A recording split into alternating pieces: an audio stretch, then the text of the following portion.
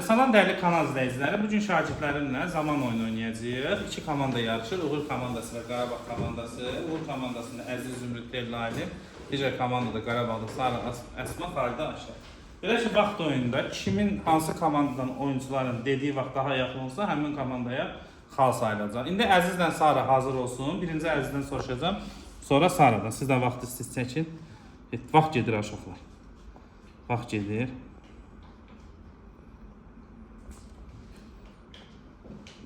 Saxladım.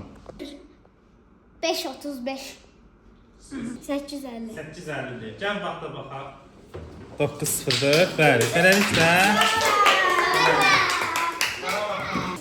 Hələ ki Qarabağ komandası 1-0-dədir. Zümrüddən Əsma yarışı. 2-3. Zümrüd və Əsma ancaq cavab verəcək.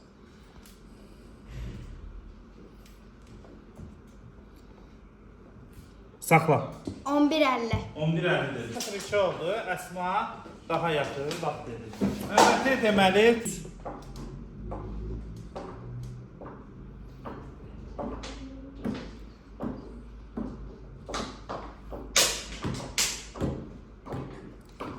saxladım. 11.20 12.79 2-1. Bir dakika ben Telli kutu 3 Ya növbəti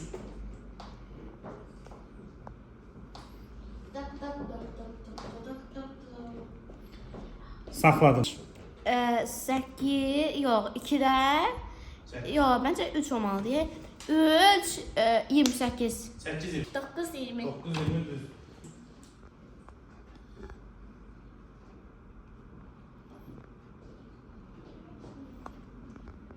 Pauza. 7.90 7-9. 8.00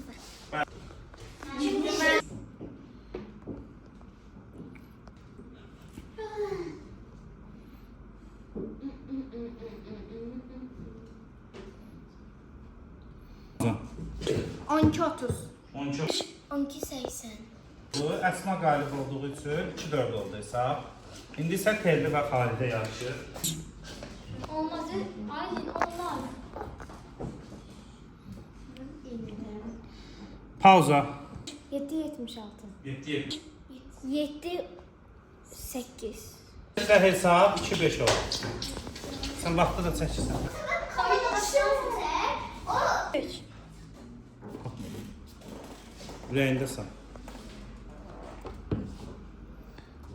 Pauza. 7.80 Bence olacak 7-15 7 Pauza. 2.15 3 2.10 Pauza. 3.29 3. 2.50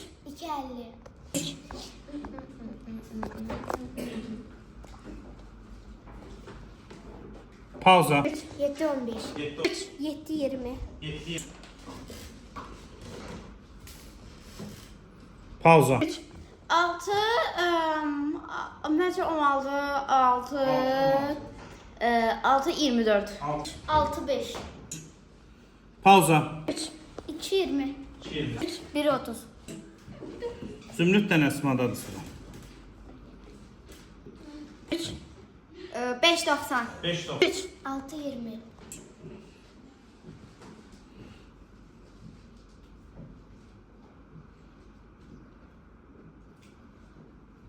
Pauza.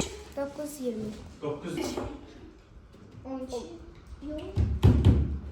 11 3 3.